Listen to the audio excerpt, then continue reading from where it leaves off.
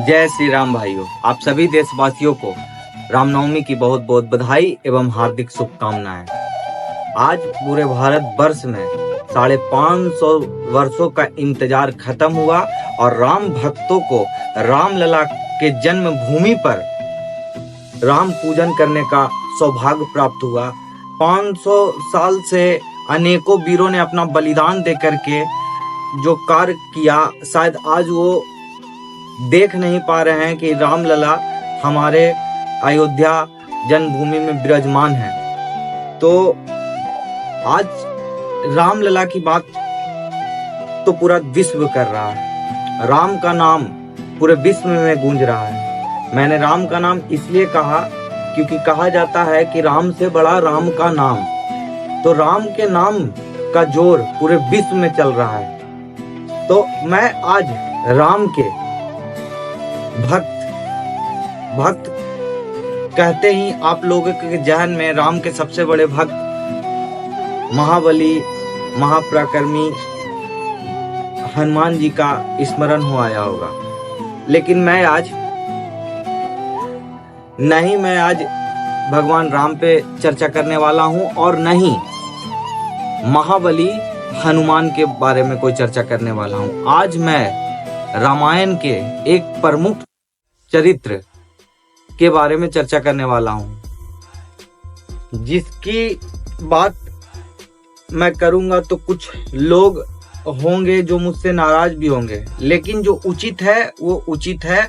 मैं जिनकी बात करना चाहता हूं मैं उनकी बात करूंगा, क्योंकि हम किसी के बारे में एक छवि बना लेते हैं, एक नजरिया बना लेते हैं कि शायद वो इंसान गलत है। लेकिन जब हम उसके बारे में पढ़ते हैं, उसके बारे में जानकारी लेते हैं, तब हमें समझ में आता है कि जो व्यक्ति तीनों लोक में अपने नाम का डंका बजा दिया, मैं बात आज उस व्यक्तित्व का करने जा रहा हूं जो सुनकर कुछ लोग नाराज भी हो सकते हैं। लेकिन मैंने जब उसके बारे में पढ़ा तो मुझे लगा कि नहीं, इस व्यक्तित्व के बारे में चर्चा करना बहुत जरूरी है, क्योंकि जो हम लोग ने धारणा बना रखी है वो धारणा गलत है भाइयों। एक महान राजनीतिज्ञ, महाप्रतापी, बलशाली, शास्त्रों का प्रखर ज्ञाता, प्रकांड विद्वान, महान पंडित, महान संगीतकार, महाज्ञानी एवं हमारे आराध्य देवों के देव महादेव शंभु, त्रिपुरारी, भोलेनाथ, पशुपतिनाथ, भगवान शिव का सबसे बड़ा भक्त, जिसने भगवान शिव की स्तुति में शिव तांडव स्रोत रचने वाला महान पंडित, मैं आज रावण के बारे में चर्चा करने वाला हूं। रावण का नाम राक्षस राजा, राजाधिराज, लंकाधिपति, महाराजा, महाप्रतापी रावण। जैन शास्त्रों में भी रावण का बहुत उल्लेख है। जैन शास्त्र तो यहाँ तक कहते हैं कि रावण प्रति नारायण माना जाता है। जैन धर्म में तो ये भी कहा गया है कि महान पंडित रावण 24वीं तीर्थक की सूची में महावीर के रूप में मान्य है। 6 दर्शन और 4 वेदों का ज्ञाता रावण का चर्चा तीनों लोक में गूंजा करता था। जिसका बेटा स्वर्ग पर विजय प्राप्त कर ले, तो ऐसे महान योद्धा के बारे में अगर हम अपनी धारणा गलत रखते हैं तो ये गलत है। रावण हमारे समाज का, हमारे सनातन का एक महान पंडित था। मैं पिछले 1 हफ्ता से रावण के विषय में जब जानकारी इकट्ठा कर रहा था इस वीडियो के लिए, तो मुझे उसके बारे में बहुत सारी ऐसी चीजें पता चली जो शायद हमें कभी बताया ना गया हो। और मैं तो यही कहना चाहूंगा कि रावण के बारे में सबको पढ़ना चाहिए, क्योंकि उससे बहुत प्रेरणा मिलती है। रावण कोई साधारण व्यक्तित्व का आदमी नहीं था। रावण एक अच्छा राजा था। उसके राज्य में सारे लोग उसको अपना श्रेष्ठ राजा मानते थे, और उसने ऐसी न्याय व्यवस्था भी बनाई थी जिसके कारण वो सर्वश्रेष्ठ था। कोई भी राजा अगर श्रेष्ठ होता है, जिसकी व्याख्या तीनों लोक तक होती है, तो वो ऐसे ही नहीं होती है।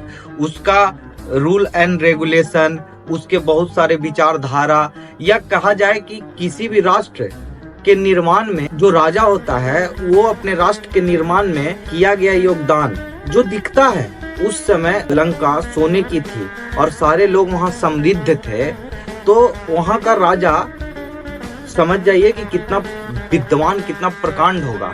लेकिन अगर बात उसकी अच्छाई की जाए तो उसकी अच्छाई को भी आप ना छोड़े, क्योंकि उसने यक्ष संहिता, प्रजापति यक्ष संहिता, जिसमें बहुत सारे त्रुटियां थी, उसी को परिवर्तित कर रावण रक्ष संहिता बनाया, जो आगे चल के राक्षस के नाम से जाना गया।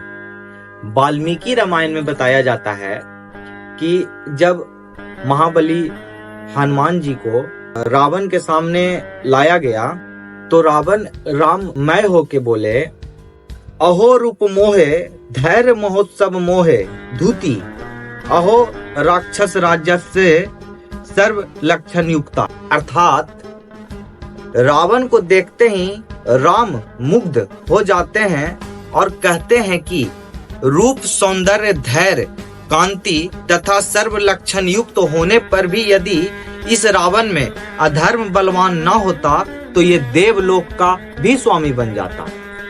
इतनी बड़ी बात अगर वाल्मीकि कह रहे हैं कि हनुमान जी ने ऐसा बोला, तो रावण को जानना बहुत जरूरी है भाइयों। आज जो पूरा भारत राम मुक्त होकर भगवान राम लला की मूर्ति स्थापना उनके जन्मभूमि पे किया, क्या ये विचारधारा राम की थी? नहीं। अगर ये विचारधारा राम की होती तो राम का मंदिर कभी नहीं बन पाता। ये विचारधारा रावण की थी, इसीलिए रामलला अपने जगह पे, अपने जन्म स्थान पर वापस आ पहुंचे और उनका मंदिर का निर्माण हुआ। तो मैं सभी भाइयों से बस यही कहना चाहता हूं कि आज रामनवमी के शुभ अवसर पर मैं रावण की चर्चा कर रहा हूं, और रावण की चर्चा मैं इसलिए कर रहा हूं कि शायद आप इसके अच्छाइयों को सीखिए, मगर इसके बुराइयों को भी ध्यान में रखिए कि अगर रावण के साथ रावण का भाई होता तो शायद राम भी कभी रावण को मार नहीं पाते। तीनों लोक में तो इसका प्रचलन था ही, तीनों लोक के लोग तो इसको मानते ही थे।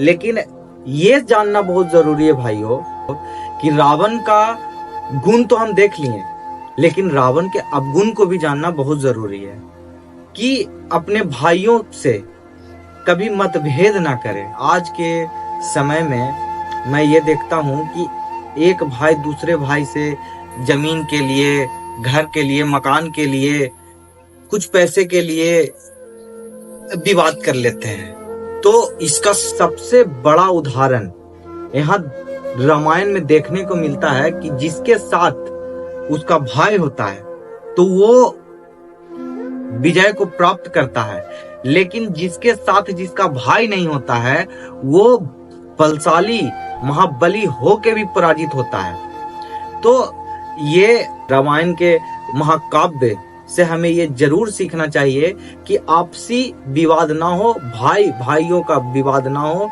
क्योंकि भाई भाई का अगर विवाद ना होता तो रावण कभी नहीं हारता।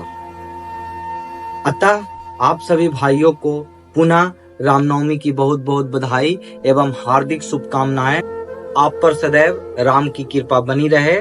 जय श्री राम, जय हिंद, जय भारत।